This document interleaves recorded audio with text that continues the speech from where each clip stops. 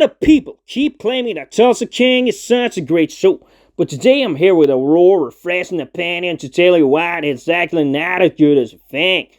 Why is that, you may ask? My first reason is related to the main character, Dwight Friend, known as the General, played by Sylvester Stallone. There's of course no doubt that he does his best role in years, that he is the best character in the show, and the one character that makes you keep coming back to the show. Despite that, however, what is built around, it is just not good enough. Sylvester Stallone will also act in the same way he always does, and this show simply fails to make other characters or actors sad.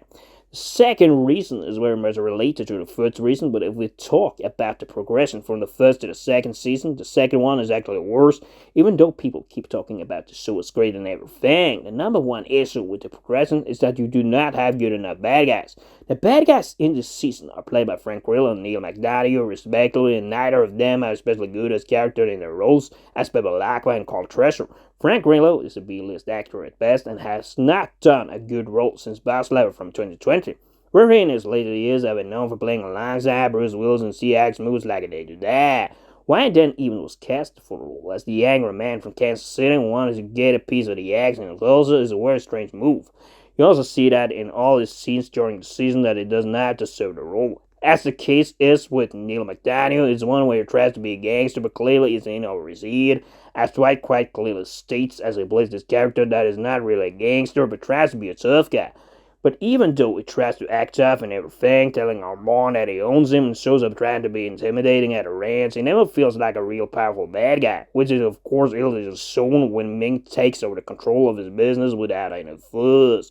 If you compare it to the first season, where we actually had bad guys that felt intimidating, especially Walter's character played by Richard Castor and so, where he led his motorcycle gang that was a much more worthy and scary adversary for the Tulsa crew in that season. Those bad guys I've talked about in the second season does not even reach this character to the knees in terms of intimidation and the level of fright as you see him on the screen. That simply was a way better character, and you saw this with way better tension and challenges for the crew in that season, as opposed to this season when they were really coasting too much for my liking. The ending, if we talk about that, is always strange because you use so much time to get the exact same point as you did at the tail end of the first season. Where Dwight held his big speech, everything was going great, and now people would get a fair cut of every business. That was also the same big speech appeal that he had in the first season at the ending there when he was lured out by the ATF agent, only to be arrested right in front of his daughter Tina. Here in this case, we are a bit puzzled to what actually happened at the end there, but it looks a bit like he was apprehended by a CIA task force or something like that. Of course, it might be Treasure forming a revenge, but most likely it will be Dwight working as a snitch in the first season, going against everything he stands for. We, of course, also need to address the profile of the show. In the first season, of course, it was still a gangster show with comedy elements. Now it feels way more like a gangster comedy, where a lot of it feels forced. Some examples would be Dwight's story about canned heat, as he does it in Coral Highlands rooms, on that sit down where New York is offered 2 milkshakes, of course, as a joke for nothing in the deal. Still, of course, some of it is funny, but a lot of the time, like when Dwight keeps interrupting on the sightseeing tour at the school, wherever else is allowed to be any, you do get the feel that a lot of the comedy is wokeified in this particular season.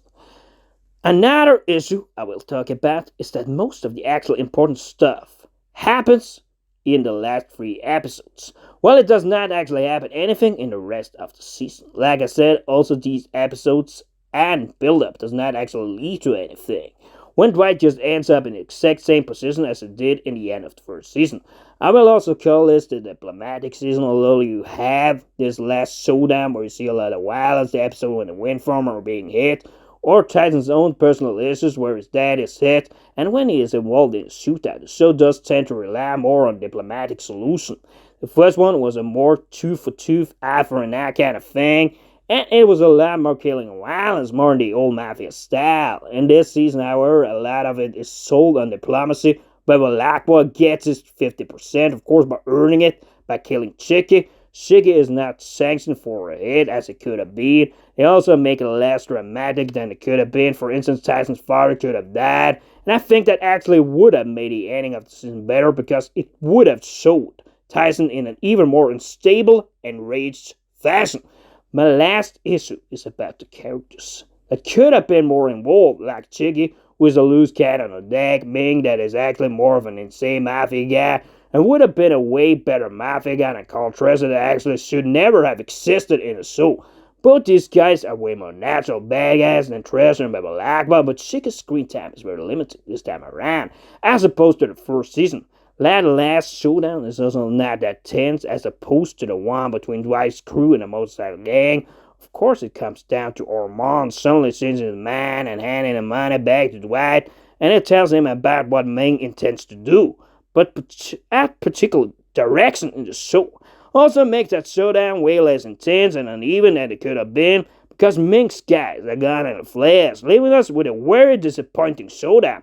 Sadly, this season makes me draw the show down another character to a 6 out of 10, and I'm quite disappointed with the season, leaving me quite puzzled as to why people keep thinking this is such a great show.